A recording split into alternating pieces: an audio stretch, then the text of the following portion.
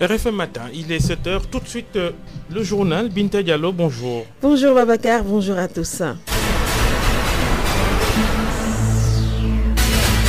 8 pêcheurs sénégalais disparaissent au large de Nouadhibou en Mauritanie. Leur embarcation a chaviré dans la nuit du 23 au 24 novembre dernier.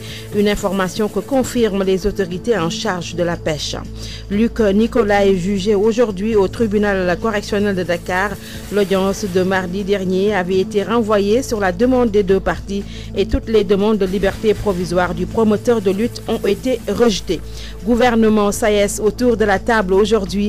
Les deux parties examinent le projet d'accord signé. Vers la baisse du coût du loyer à Dakar, la SNHLM promet et s'engage à construire des milliers de logements sociaux l'année prochaine. Le directeur général en parle dans le secteur. Basket et football au menu du journal des sports de Malal Junior Diagne à suivre dans un quart d'heure. La chronique du jour, chronique économie Makumba Beye dans une vingtaine de minutes. La revue de presse d'Ibrahim Benjamin Diagne, RFM Matin. Merci d'écouter le journal. À la une, la disparition de 8 pêcheurs sénégalais en haute mer. Au large de Nouadhibou, en Mauritanie, c'est l'APS qui donne l'information. L'embarcation des 8 pêcheurs sénégalais a chaviré dans la nuit du 23 au 24 novembre dernier. Le ministre de la Pêche et des Affaires maritimes a confirmé l'information. Les pêcheurs étaient partis en campagne début novembre à Nouadhibou et étaient dans 2 équipages appartenant à un habitant du quartier Gorumbach. RFM, la radio de toute l'actualité. 7h02. Le journal, la suite. Luc Nicolai, son procès renvoyé à plusieurs reprises. Audience encore programmée ce matin. À la salle 7 du tribunal correctionnel de Dakar, l'audience de mardi dernier avait été reportée à aujourd'hui sur la demande des deux parties. Toutes les demandes de liberté provisoire introduites par les conseils du promoteur de lutte ont été rejetées. Des lutteurs avaient même prévu d'organiser à Mour une marche pour demander sa libération, marche qui avait été interdite par le préfet. Luc Nicolai est en prison depuis plus d'1 an. Il est poursuivi pour trafic de drogue, tentative d'extorsion de fonds et entrave à l'action de la justice. L'avant-projet de loi modifiant le code de procédure pénale en ses dispositions relatives à l'enfance délinquante et à l'enfance en danger va réduire la durée des gardes à vue des enfants âgés de moins de 13 ans à 24 heures.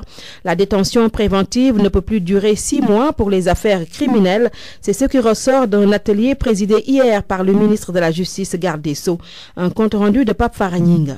Des experts ont partagé et discuté sur le document de l'avant-projet de loi portant sur la justice des mineurs en déphasage avec nos réalités selon le professeur Bodian. Nous avons remarqué que les dispositions relatives à l'enfance délinquante ou en danger, on maintient le terme parce que c'était le terme qui était en vigueur avant la réforme qui est envisagée. À l'enfance délinquante ou en danger ont été inscrites, bien sûr, depuis 1965, dans le code de procédure pénale. Une démarche participative pour harmoniser les idées afin d'être en conformité avec les normes internationales, nous dit toujours le professeur. L'évolution qui est connue au niveau international, l'existence d'instruments de droit international qui nous oblige justement à mettre en conformité notre système judiciaire, système juridique et judiciaire, en conformité avec ces normes de droit international relativement à la protection de l'enfance. Des innovations majeures ont été effectuées sur ce projet de loi portant sur la justice des mineurs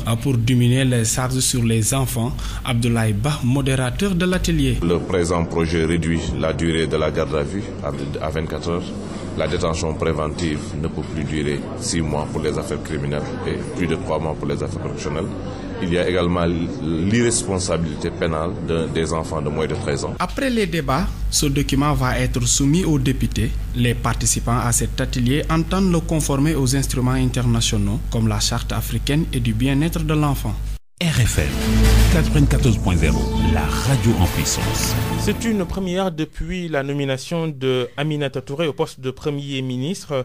Le gouvernement prend langue avec le SAES, le syndicat autonome des enseignants supérieurs. Le Premier ministre va présider à 17h une réunion consacrée à la relance des négociations entre le gouvernement et le syndicat autonome de l'enseignement supérieur. La rencontre a pour objet l'examen du projet d'accord signé entre le gouvernement et le SAES, le syndicat autonome des enseignants du supérieur. Sur près de 42 000 nouveaux bacheliers, 27 000 ont été orientés et se sont même inscrits. La deuxième liste va bientôt être publiée. Les inscriptions ont été bouclées lundi dernier. 86% des bacheliers orientés se sont déjà inscrits. C'est le directeur de l'enseignement supérieur qui a communiqué ces chiffres et vous avez entendu dans nos éditions précédentes Oumar Sok.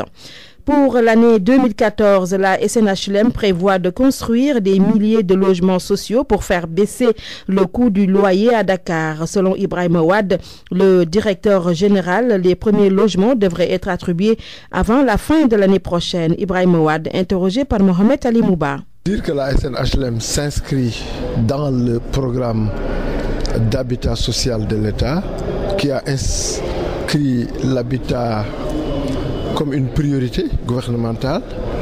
Et dans ce cadre-là, nous comptons développer plusieurs programmes, aussi bien à Dakar que dans les autres régions. À Dakar en particulier, nous avons déjà, cette année, aménagé 1200 parcelles viabilisées à Kermassar. Nous avons un programme de 3400 logements à Diamniadio et 1000 parcelles viabilisées. Nous avons d'autres programmes. Nous avons viabilisé 1 millier de parcelles à Saint-Louis, à Ngalel notamment. Nous avons viabilisé déjà 1000 parcelles à Tamba.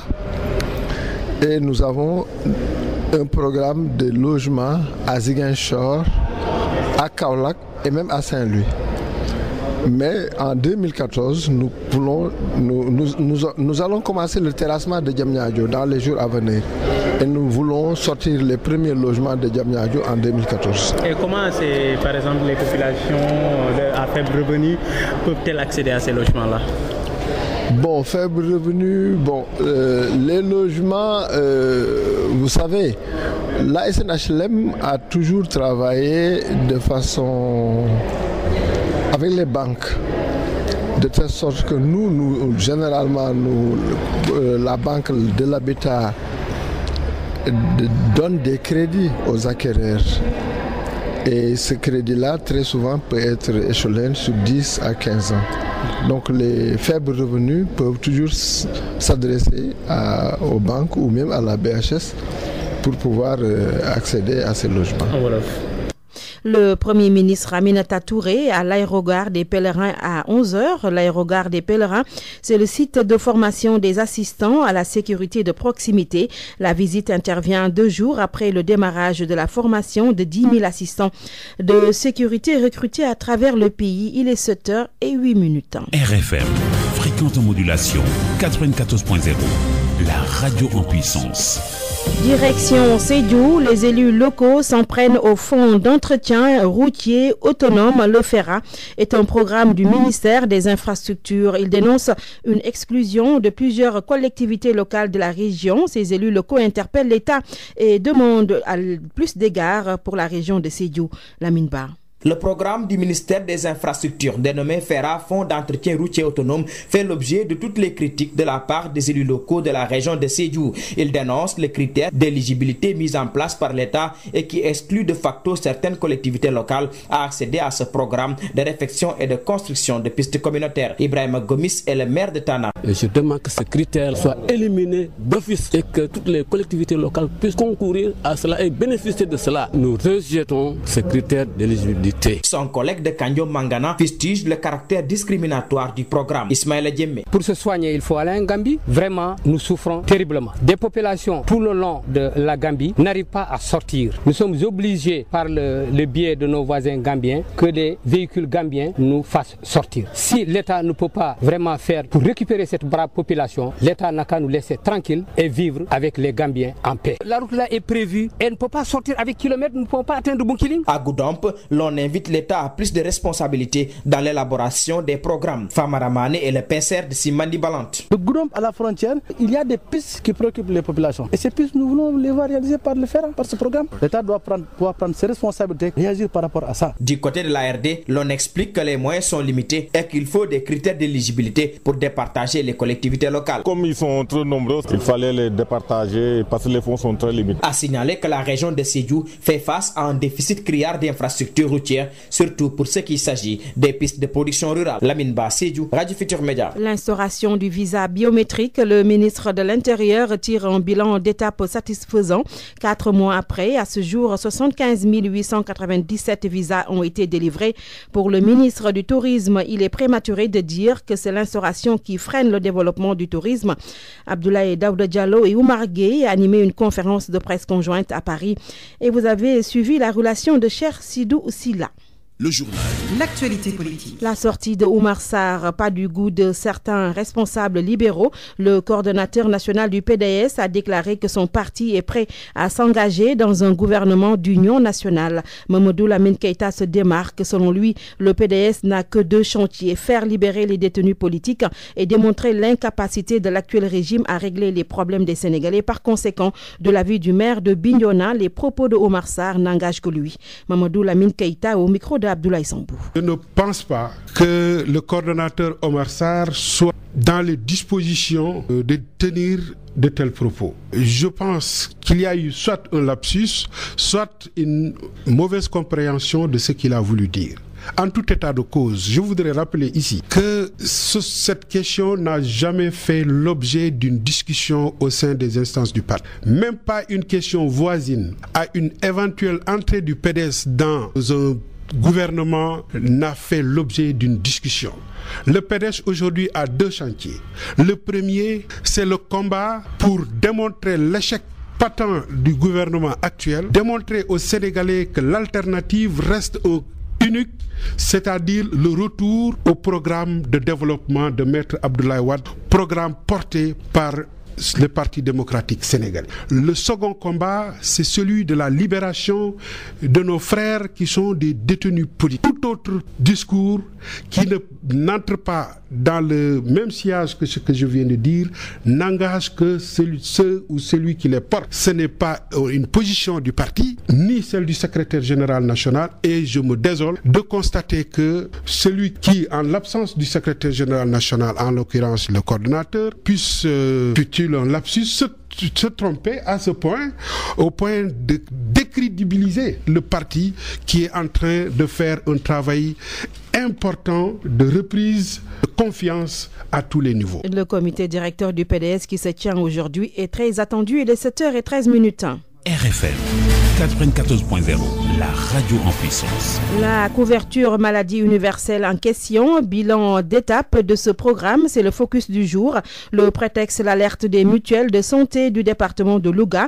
Elles ont averti que la non-disponibilité des subventions risque de plomber la CEMU.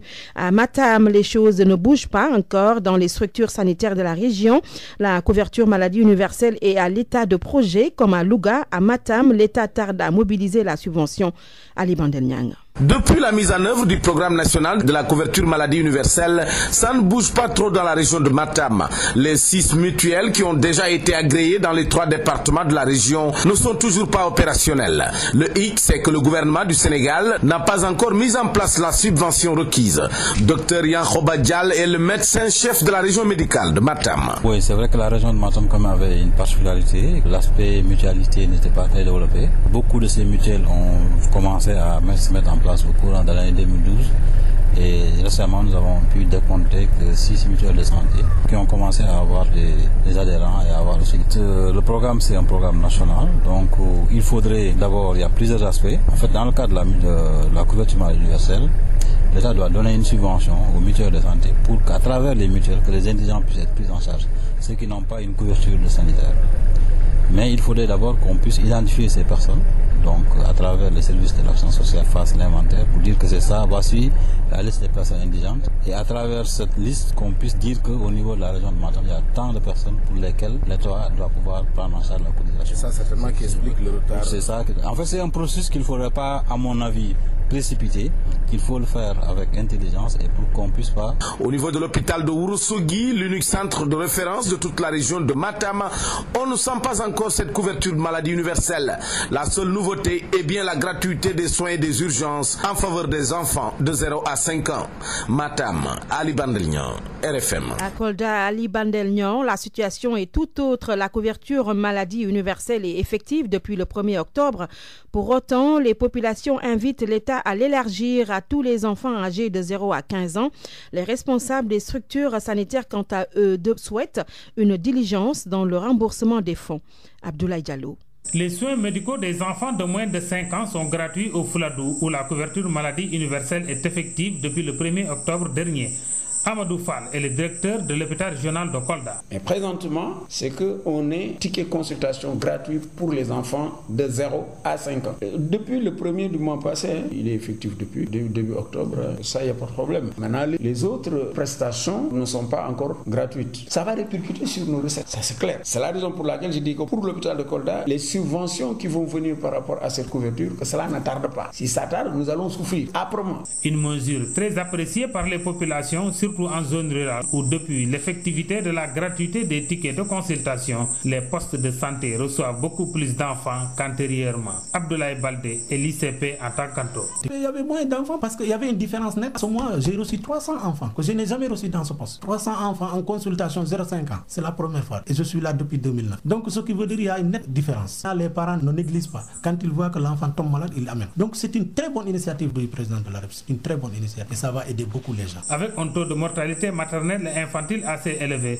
la région de Kolda regorge d'individus qui ne bénéficient pas d'assurance maladie. C'est pourquoi, après avoir salué la volonté des autorités à accompagner les populations dans la prise en charge de leurs soins en santé, les Koldois invitent l'État à élargir cette couverture maladie universelle au moins à tous les enfants de 0 à 15 ans avec tous les soins nécessaires. Idem pour les responsables des mutuelles de santé qui, selon eux, cette mesure pourrait inciter les populations à venir adhérer massivement à leurs services. RFM Kolda, Abdoulaye Diallo. Le début de la phase de mise en œuvre de la CEMU est satisfaisant. Dans une région comme Kolda, il y a des records d'adhésion, parfois 100%.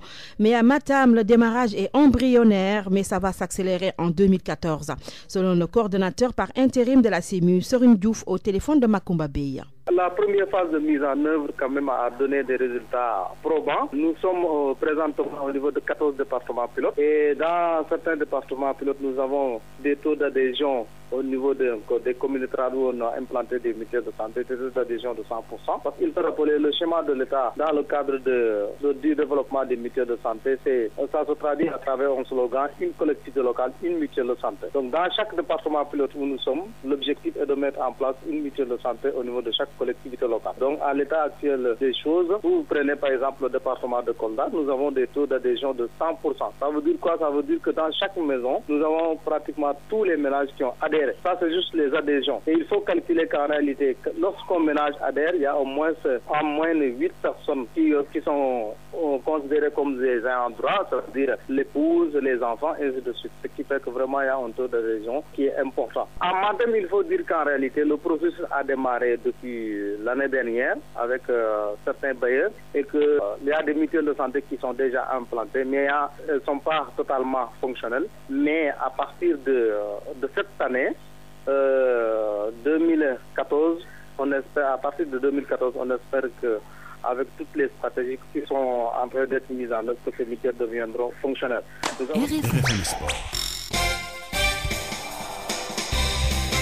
Bonjour Ibrahima. Non. Malal Junior il est encore à la rédaction. Tout à l'heure. Alors, on démarre par du basketball. On va démarrer avec le basket. Hier, l'ancien président de la fédération, Baba Tandian, a fait face à la presse. Il a déclaré ne pas être coupable de la fraude sur l'âge de l'équipe nationale des U18. Il se déclare toutefois satisfait de son travail pour ces 3 années passées à la tête de la fédération. Baba Tandian au micro de Cheikh Tidiane Diagne. Je suis même incapable de mettre un nom sur le visage des garçons et des filles parce que je ne les connais pas, je ne les sélectionne pas, je ne les gère pas. Je sais que parmi ces filles-là, il y en a une qui est ma propre fille. Je vous ai montré sa photo. Quand on a voulu la sélectionner ici, à l'époque elle avait 19 ans et demi, j'ai fait une fin de non-recevoir. J'ai dit que cette fille-là, elle a 18 ans et demi, donc elle n'est pas qualifiée pour jouer avec les U18. Alors je pense que si j'ai une telle réaction pour ma propre fille au profit de l'équipe nationale sur laquelle moi personnellement je n'ai jamais porté le maillot de l'équipe nationale, je crois que c'est la fierté d'avoir ma fille au sein de l'équipe nationale. Si je lui ai refusé, je ne vois pas pourquoi je l'accepterai pour une autre fille. Je suis responsable maintenant de la fédération. Ça je ne le dis pas, je suis la personne morale de la fédération. Mais si on va jusqu'à vouloir m'accuser de quelque chose sur lequel je ne suis pas mêlé ni de près ni de loin, je crois que c'est me faire un mauvais procès. Football, 3e victoire d'affilée de l'équipe nationale du Sénégal au tournoi de l'UFOA au Ghana. Les Lions ont battu hier le Burkina Faso sur score de 2-0. Les Lions jouent la finale donc demain contre le pays organisateur, le Ghana.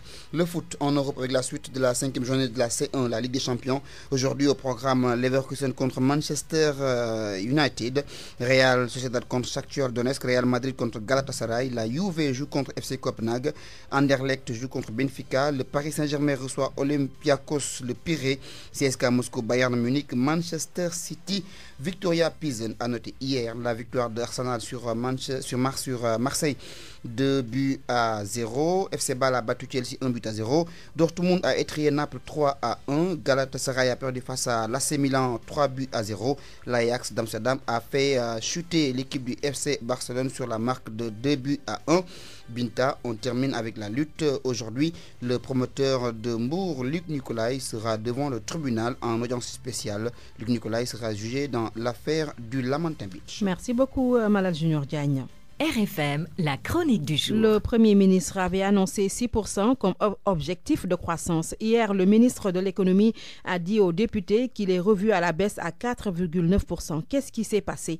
Makumba Bey signe la chronique économie. Le 28 octobre dernier, le Premier ministre s'est rendu à l'Assemblée nationale pour sa déclaration de politique générale. Elle avait décliné un objectif de 6% pour la croissance en 2014. Moins d'un mois plus tard, le ministre de l'économie et des finances s'est rendu devant les mêmes députés pour le vote en plénière de la loi des finances initiale. Amadou Ba baisse sensiblement le chiffre du Premier ministre. Pour lui, la croissance en 2014 est projetée à 4,9%.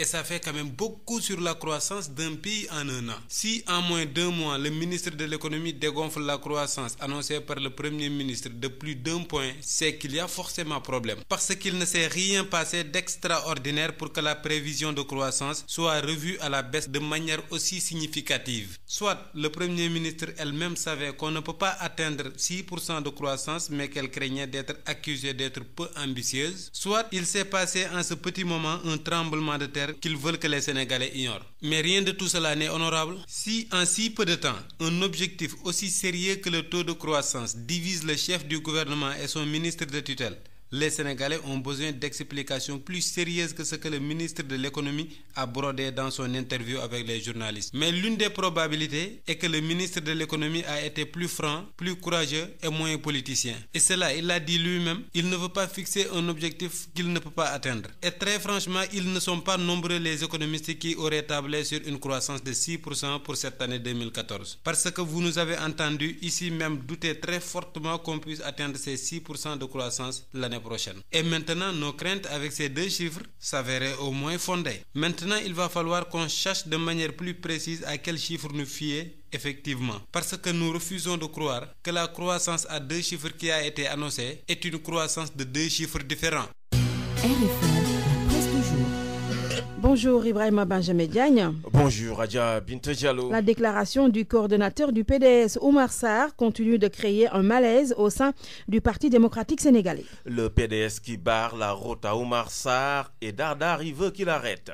Son deal avec Mahmoud est assez salé pour la formation d'Abdoulaye Wade. Selon l'observateur, les propos de Sarr ne s'arrêtent pas de soulever des vagues au sein du Parti démocratique sénégalais. Le quotidien de l'immobilier Gélimando évoque un soupçon de deal qui consiste à faire participer les libéraux à un gouvernement d'union nationale. L'affaire fait du bruit, comme l'indique notre confrère, mais le coordonnateur du PDS reprécise sa pensée sans vraiment retirer ses mots. Il dit « Le PDS ne peut pas être contre, par principe, à un gouvernement d'union nationale parce que c'est l'intérêt du pays qui est mis en avant. Seulement, il regrette le fait que la 2STV exploite une partie de son interview, l'émission qui sera diffusée en intégralité le 1er décembre 2013. Il rappelle à Macky Sall ses erreurs et lui demande de s'adresser au peuple et reconnaître ses difficultés. Sarr conclut en disant « Voilà la vérité, comprenne qui pourra les raisons du brouhaha autour de ma déclaration à 2STV. » Dans les colonnes du même journal, Ahmed Fall Braya le soutient, mais Lamine Keïta le descend. Un avant-goût du comité directeur du Parti démocratique sénégalais qui est à surveiller selon Oumar Sarr ne s'est pas préalablement concerté avec personne avant de faire cette sortie malheureuse. On attend une nouvelle sortie de Moubarak Lô. D'après Libération, l'ex-directeur de cabinet de Macky Sall n'a pas tout dit. L'objet central du contentieux, c'est dissous une république dans une république, estime nos confrères qui annonce un parfum du scandale autour de cette affaire considérée comme un doublon du ministère de l'économie et des finances. Pour cette association, c'est un doublon du ministère de l'économie et des finances. Et Macky lui est d'ailleurs redevable pour avoir financé certaines activités de la diaspora visant à déboulonner le régime de Abdoulaye Wade. Voilà ce qui est à l'origine donc de la démission de Moubarak Lô. Démission précédée par celle de Jacques Diouf. Le Populaire nous dit ce que le ministre conseiller personnel du président de la République a dit à Macky Sall. Il parle d'incompatibilité de son programme privé avec ses fonctions avant de lui faire cette proposition. Si vous le souhaitez, Monsieur le Président de la République, je pourrais cependant effectuer dans un cadre non rémunéré et plus approprié les missions spécifiques que vous jugerez opportun de me confier. Un salaire de moins pour Jacques Diouf, celui de 1017 agents de la fonction publique, sera suspendu. Une révélation du quotidien national Le Soleil, le quotidien qui informe le fichier de l'État est désormais unifié. Hassoum Ouane, directeur général de l'informatique de l'État, l'a dit, ces salaires indûment versés vont cesser d'ici à la fin de l'année. Le pécule du président Macky Sall sera aussi revu à la baisse, nous dit Sud Quotidien, annonçant une forte baisse du budget de la présidence. Le journal de Sacré-Cœur fait dans la métaphore en écrivant Macky Sall maigrit. Il va maigrir de stress, c'est sûr. Le douanier dévalisé de 150 millions de francs CFA, une révélation du quotidien. C'est suite au cambriolage rocambolesque aux Almadies. Et d'après le quotidien de la cité Djilimbaye, le chanteur Wally Seck est au cœur de ce scandale et la douane a ouvert une enquête administrative contre le commandant Djadjiba. Même le procureur de la République a saisi la CREI pour voir s'il y a de l'argent sale. Baba Tandian, lui, s'enlève les mains dans Direct Info. L'ex-président de la fédération de basketball accusé de fraude dans les U18 des équipes de basketball, donc déclare qu'il n'a rien à se reprocher. Et dans l'Observateur, il dit qu'il était pourtant avec le ministre Mbagnick Ndiaye la veille de son limogeage, mais il n'a rien dit. Regrette-t-il, Tandian, qui n'exclut pas d'ailleurs de cautionner une de ses maisons pour payer l'amende à Wasport. Binta Tandian a dit quand même la seule faute qu'il a commise dans l'affaire des fraudes. Alors c'est à découvrir. Moi, j'ai grignoté 3 minutes de plus. On rappelle un seul titre. Binta Diallo. 8 pêcheurs sénégalais disparaissent au large de Nouadhibou en Mauritanie. Leur embarcation a chaviré dans la nuit du 23 au 24 novembre dernier. Une information que confirment les autorités en charge de la pêche. RFM Matin, c'est tout de suite Babacar Fall. Merci Binta, bonne journée.